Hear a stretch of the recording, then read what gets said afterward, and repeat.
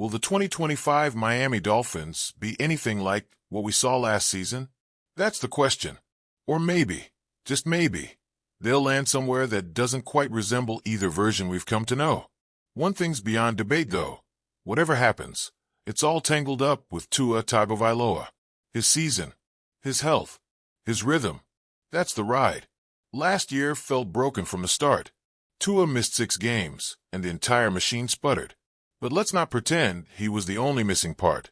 Jalen Waddle, beat up. Tyreek Hill, fighting through a wrist injury every time he lined up. And the ground game might as well not have even been on the field. The offensive line just couldn't make space or keep defenders off long enough. It was chaos, and it showed. So what did Miami do with all that pain? They made moves. Hill went under the knife for his wrist. Tua and Waddle got some much-needed rest. And finally, Chris Grier made a push to do something serious about that offensive line.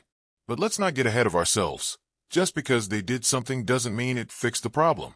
If anything, it raised a different kind of uncertainty. Did they patch holes, or just shuffle things around? Fans know that question isn't just lingering, it's looming. Bleacher Report's Alex Ballentine laid it out without much sugar. Miami's best-case scenario lives and dies with Tua staying upright. And the worst, that offensive line keeps playing games with our nerves, throwing the whole offense off rhythm, and stacking even more pressure on the guy already carrying it all. There's no mystery here. Everyone knows Tua has to stay on the field. No maybe. No what if. No wiggle room. His hip, his head, whatever body part is next on the list, it has to hold up. He's 27. If he's not out there for all 17 games, then nothing else matters. This isn't theory, it's history.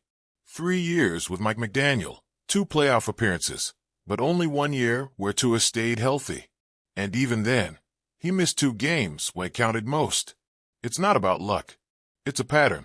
One that could define everything the season turns into. But even more than Tua's physical condition, the real storm might be forming in the trenches.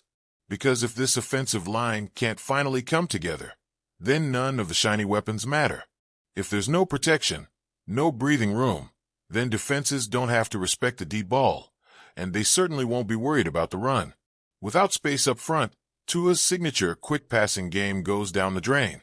And suddenly we're right back in that same dark spiral. Passes rushed, playbook gutted, season off the rails. Let's be clear. Everyone's watching Tua, and rightfully so. But maybe the spotlight should start shifting. Because that line, that's where the battle gets won or lost. The new guys, James Daniels and rookie Jonah Savaiania, are supposed to firm up the inside.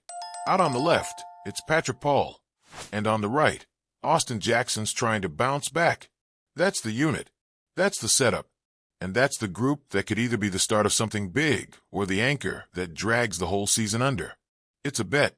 Plain and simple. Chris Grier took a risk. Daniels has the experience and toughness, sure, but there's no guarantee he's going to dominate the interior battles week in, week out. Savaiania's got the talent, no question, but he's also green. He could shine, or he could buckle when it gets loud and messy. Then there's Paul and Jackson, 2 tackles with all eyes on them. They don't need to be spectacular. They just need to hold their ground. One misstep, though, and Tua's back on the turf. And this is where the run game comes into the picture, because without it, the offense doesn't stand a chance. Not a metaphor, not a guess. If the backs can't find daylight and get 3 or 4 yards consistently, defenses won't flinch. They'll stack the box, crash the edge, and send wave after wave at Tua.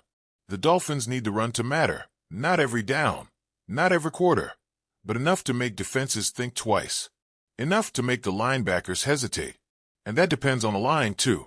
If they can't open holes in real games, against live defenses that are trying to punch them in the mouth, then everything McDaniel draws up on his pretty whiteboard turns to dust. It's not enough to look good in camp. It's not enough to have potential.